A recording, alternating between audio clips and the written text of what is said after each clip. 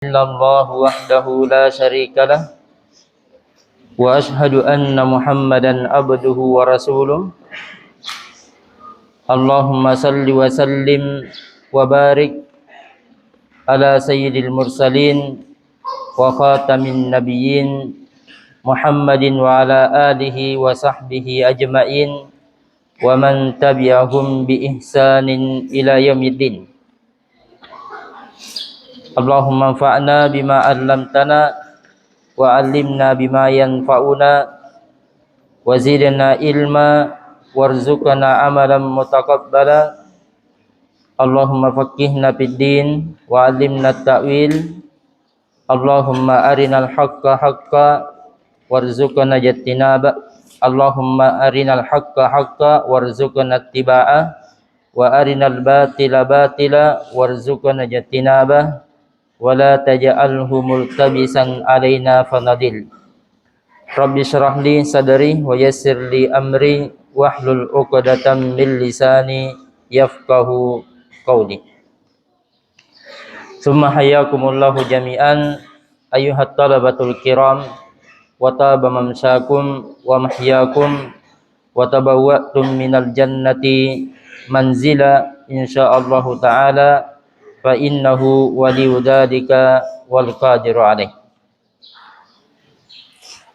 Naam, insyaallah fi khilal hadhihi sawiat al mubarakat sawfa atawasalu ma'akum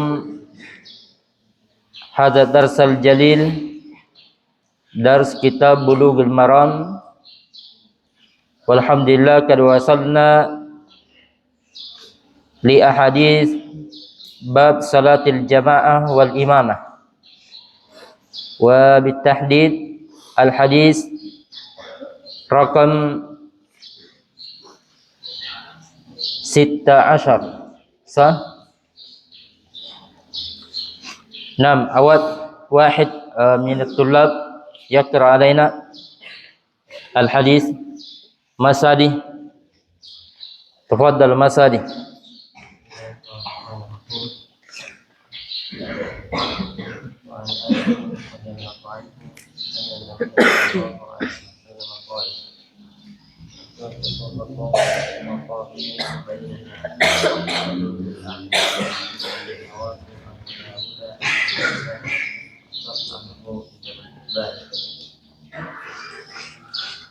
Naam, tarjim.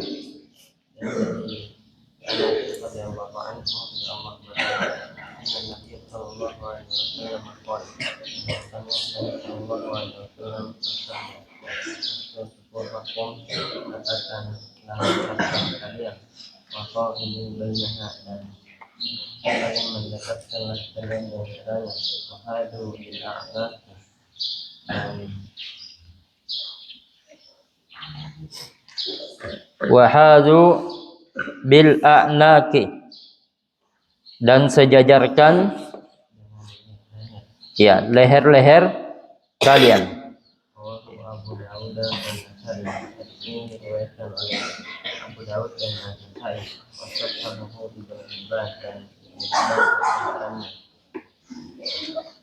Nah.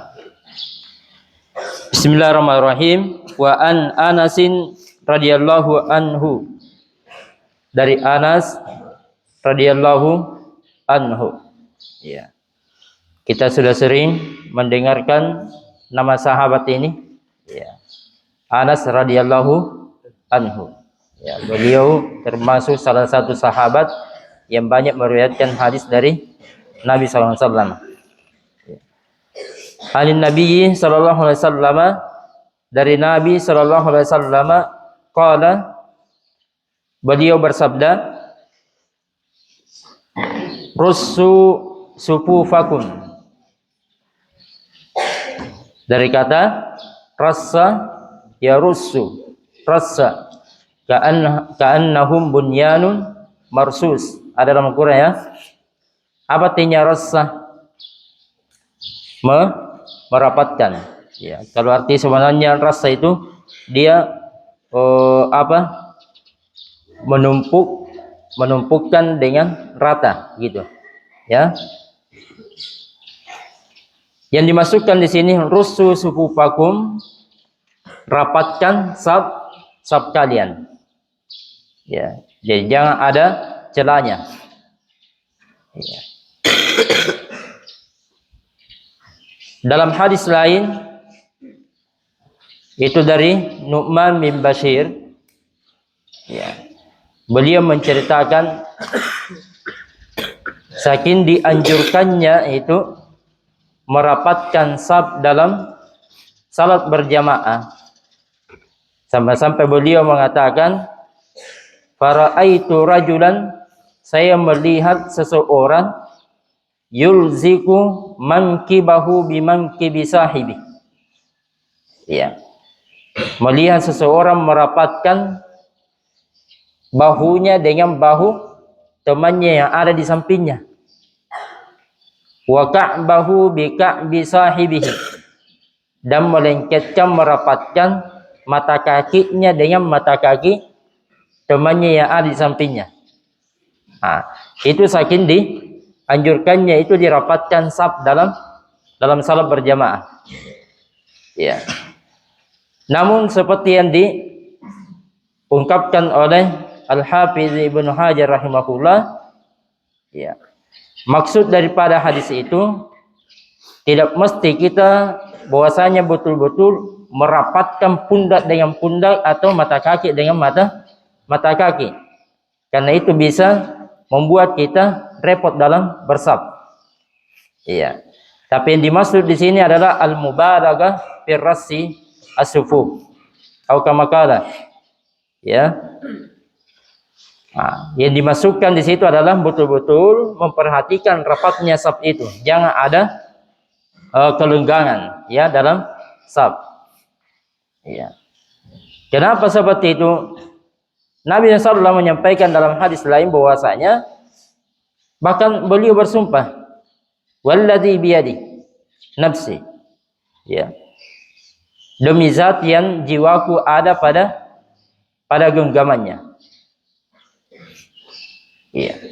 Sungguhnya saya, kata Nabi, melihat syaitan, ya, masuk di celah-celah saf seperti anak-anak kambing. Itu kalau kita renggangkan saf itu, maka setannya akan ikut bersaf di situ. Di mana dia pasti akan membisikkan kita hal-hal yang bisa mengurangi kehusyukan kita dalam salat. Iya. Dan itu sering terjadi. Ya. Makanya kalau orang salat sendirian yang tidak ada saf, ya, maka orang itu dalam salatnya banyak sekali dipikirkan. Betul kan? Banyak sekali dipikirkan.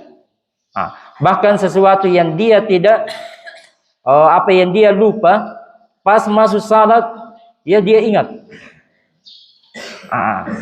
Nah, begitu pula kalau kita salat berjamaah terus safnya itu renggang.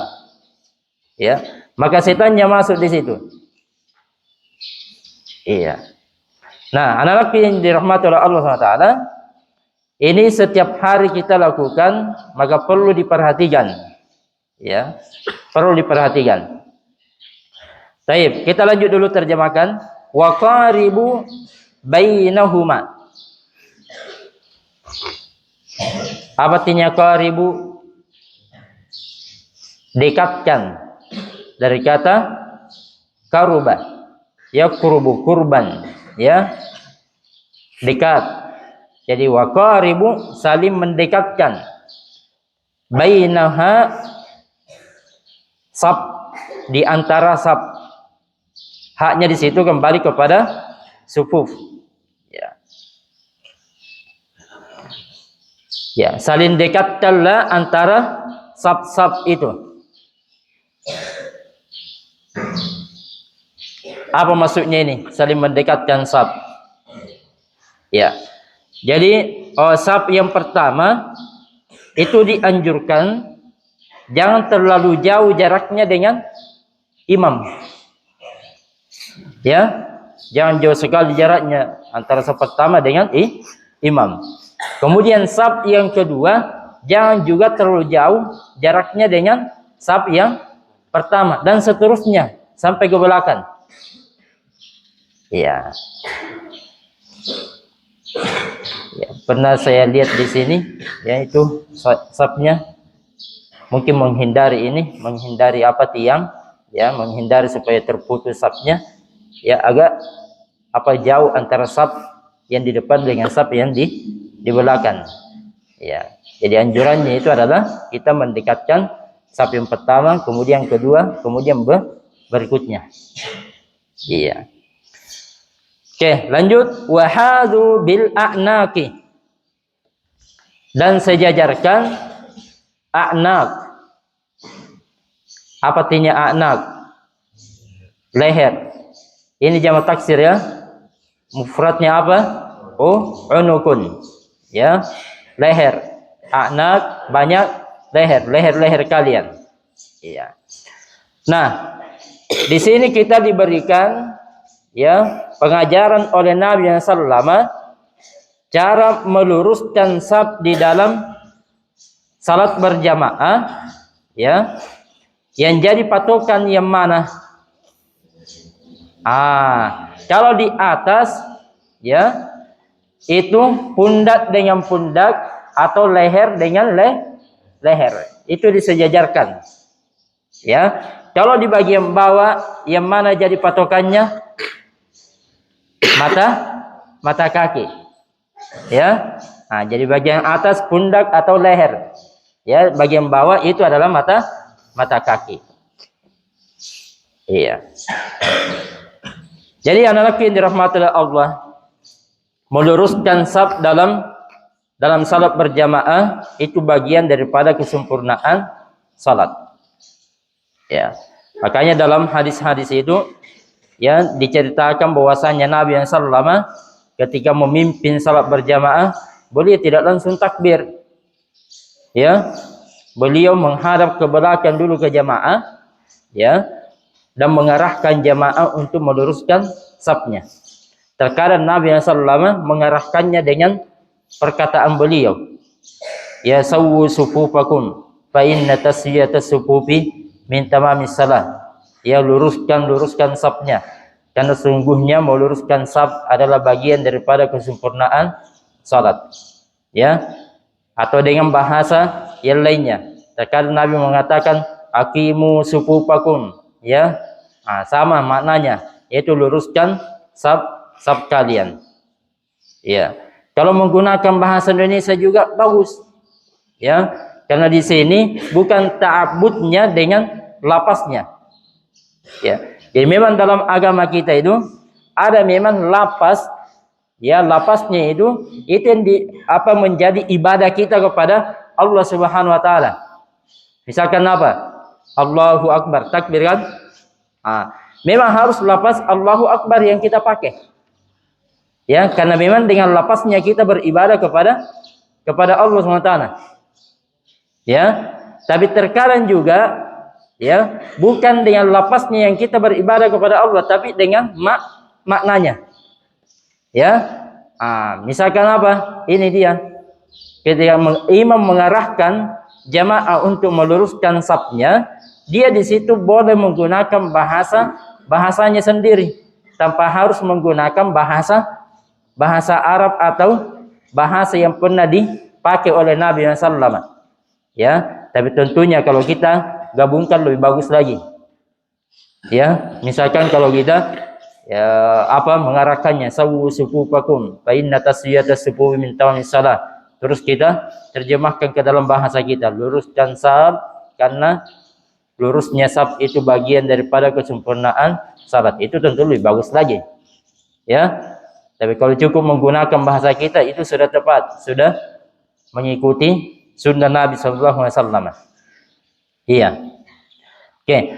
Dan terkadang Nabi SAW itu meluruskan saf jamaah langsung dengan aksi beliau. Bukan dengan ucapan, tetapi langsung dia turun. Ya. Ada dalam hadis disebutkan bahkan Nabi SAW ya saking memperhatikannya ini meluruskan saf jamaah, beliau datang ke barisan. dia meluruskan seperti menata gelas-gelas minuman. Ya, dari ujung saf sana sampai ujung saf sana diatur safnya, diluruskan. Ya. Dan Nabi SAW mengancam, memberikan ancaman kepada orang yang tidak mau meluruskan safnya. Ada yang ke belakang, ada yang ke depan, gitu kan? Bengkok-bengkok safnya. Nabi SAW bersabda, la tusawwunna sufufakum aw la yukhalifanallahu baina wujuhikum aw baina qulubikum. Ya. Kalian meluruskan saf, ataukah Allah Subhanahu wa taala pasti akan memperselisihkan hati-hati kalian atau wajah-wajah kalian. Ya. Jadi salah satu penyebabnya orang banyak berselisih ketika dalam safnya salat berjamaah, dia tidak perhatikan kelurusannya. Iya. Kalau kita balik, jadi salah satu jalan untuk menyatukan hati kita semua ini agar tidak berselisih, tidak berbeda-beda adalah memperhatikan lurusnya saf di dalam salat berjamaah. Iya. Nah, itu banyak terjadi kan? Karena kita tidak memperhatikannya itu, sudah kita sendiri terkadang berselisih. Ya, seandainya kita betul-betul mengikuti anjuran Nabi yang SAW seperti ini, tidak ada yang berselisih. Ya kan? Tidak ada yang berselisih. Oke. Jadi dalam meluruskan saf ada beberapa hal yang perlu diperhatikan. Ya. Pertama, ini bagian daripada meluruskan saf. Seperti yang saya katakan tadi, ya. Jangan terlalu jauh jaraknya antara saf pertama dengan saf kedua. Ya. Yang kedua, jangan ada yang ke depan, ada yang ke belakang, lurus. Saya sudah sampaikan apa patokannya. Ya, kalau bagian atas itu pundak atau bahu, ya, atau leher. Ya. Oke, di bagian bawah adalah mata kaki. Ya. Kemudian berikutnya meluruskan saf. Ya, masih bagian dari meluruskan saf. Jangan membuat saf kedua sebelum sempurna saf pertama. Ya. Dalam hadis kata Nabi sallallahu ala tasuppuna kama tasuppul malaikatu inda rabbihim. Ya. Maukah kalian bersaf seperti cara malaikat bersaf di sisi Allah Subhanahu wa taala? Bagaimana itu caranya? Yatarasuna fis sufuf. Mereka, ya, para malaikat bersaf di sisi Rabbnya, itu dirapatkan safnya. Wa yutimmuna as-saffal awwal fal awwal. Dan menyempurnakan saf pertama kemudian saf berikutnya. Jadi tidak membuat saf berikutnya sebelum sempurna saf pertama. Oke. Kemudian yang diperhatikan dalam meluruskan saf. Ya, dalam meluruskan saf. Oke.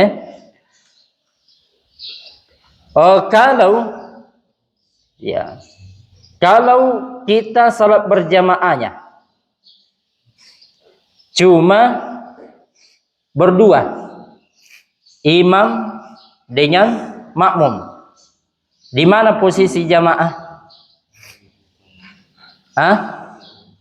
Di bagian kanan atau kiri? Bagian kanan. Oke. Insyaallah kita akan baca hadisnya. Bahkan Nabi SAW pernah di suatu malam beliau salat. Datang Ibnu Abbas ikut salat, ya, di belakang beliau. Beliau berdiri di samping kiri Nabi SAW, diputar, ya, dipindahkan ke bagian kanan. Itu artinya posisinya, ya, kalau kita berdua dengan imam itu berada di sebelah kanan. Nah, pertanyaan berikutnya, ya, apakah safnya pada saat itu sejajar dengan imam ataukah tarik ke belakang sedikit? Ya.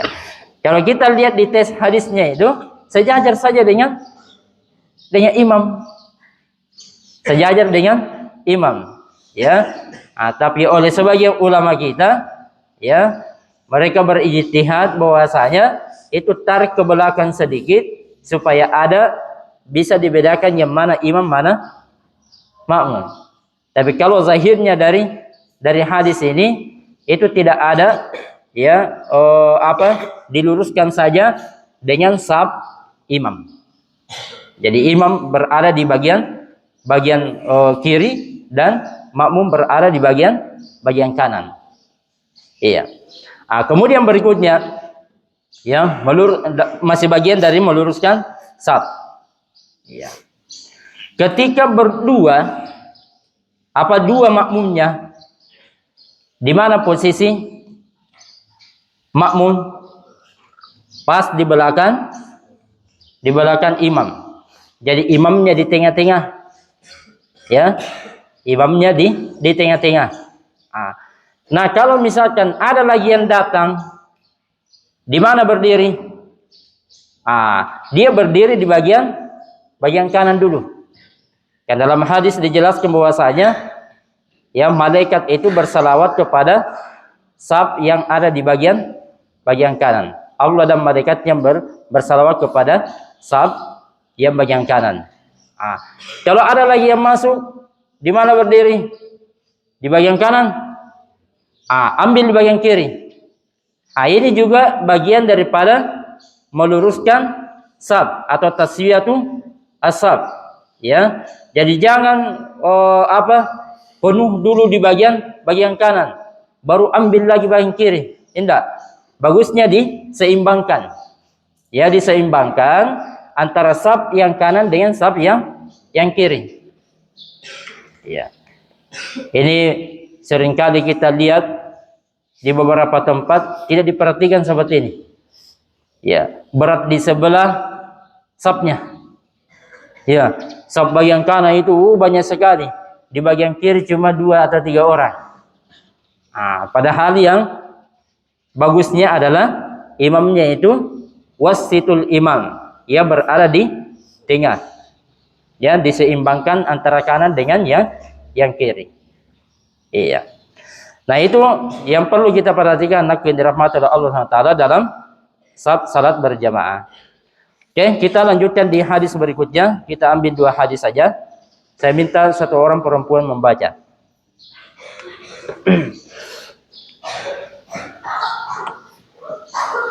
Zahra.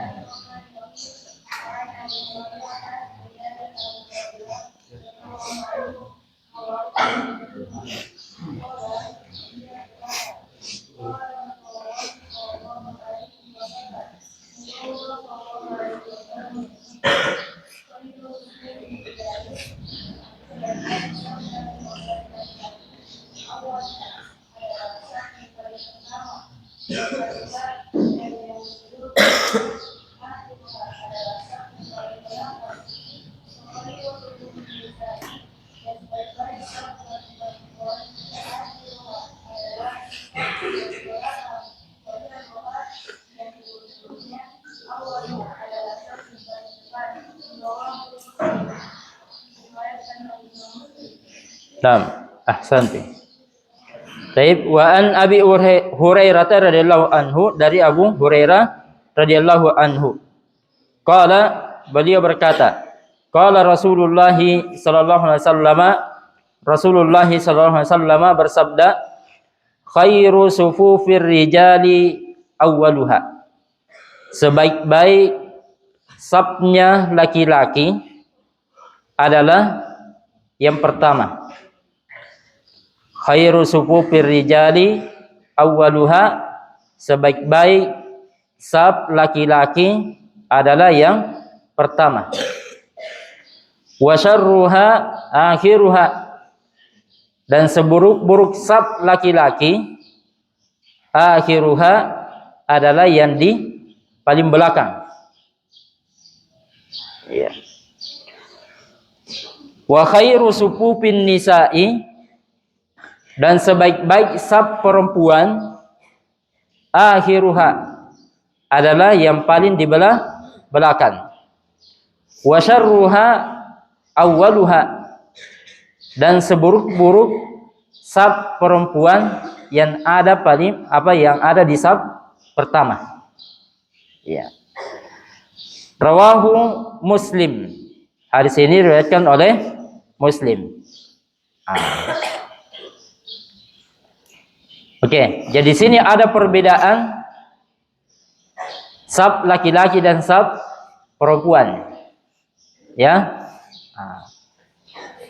Kalau jamaahnya itu dalam satu ruangan seperti ini di masjid ini, ya, bercampur laki-laki dengan perempuan, ya, salat berjamaahnya, maka saf paling pertama untuk laki-laki itulah saf yang terbaik,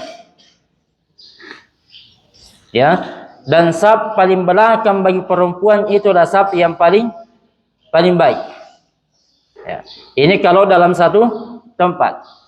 Tapi kalau misalkan ada tempat khusus untuk perempuan, ya, misalkan kita di sini, ya, laki-lakinya salat di bawah, kemudian perempuannya salat di atas. Ada tempat khususnya di mana tidak saling melihat antara laki-laki dengan perempuan. Maka pada saat itu tetap saf yang paling pertama bagi perempuan itu saf yang terbaik. Ya. Jadi hadis ini dimasukkan apa? Untuk menjaga tidak terjadinya fitnah antara laki-laki dan perempuan. Ya. Oke. Ini juga hadis menunjukkan betapa afdalnya, ya, kita segera datang di masjid dan mengambil saf pertama. Ya.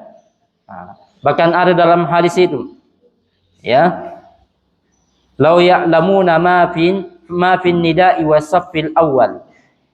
Seandainya mereka orang-orang tahu itu bagaimana besarnya pahalanya di saf pertama dan bagaimana besarnya pahalanya azan, ya, summa lam yajidu alaihi illa ayyastahimu lastahamu, kemudian dia tidak bisa mendapatkannya kecuali dengan harus mengadakan undian, maka dia akan melakukan pengundian.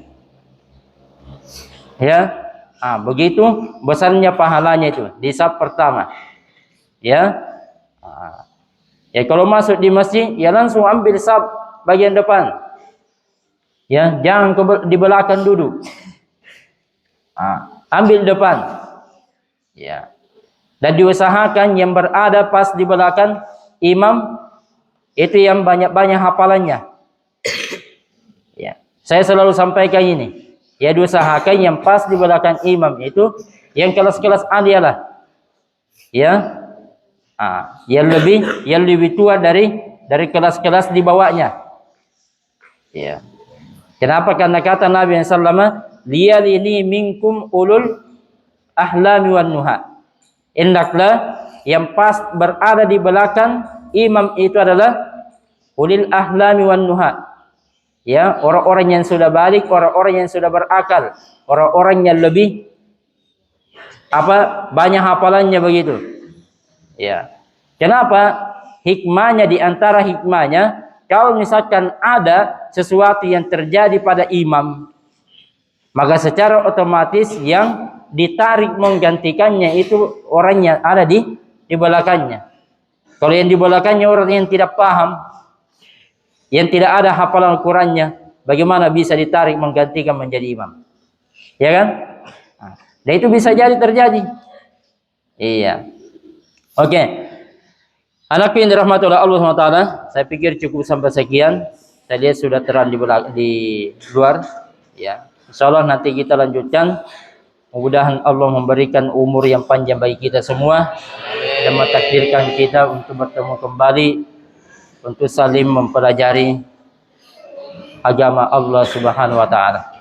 Ya, dan mudah-mudahan apa yang kita pelajari bukan cuma sekedar kita dengarkan, bukan cuma sekedar kita tahu, tetapi juga kita mengamalkannya dalam kehidupan sehari-hari kita.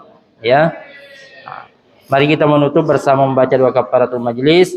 Subhanakallahumma bihamdik asyhadu an la ilaha illa anta astaghfiruka wa atubu ilaik. Wallahu a'lam wa a'lam bisawab. Syukran wa jazakumullahu khairan. Assalamualaikum warahmatullahi wabarakatuh.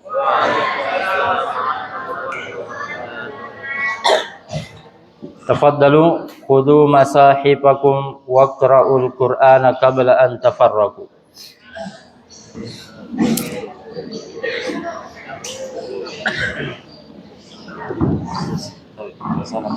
Hah? Ya.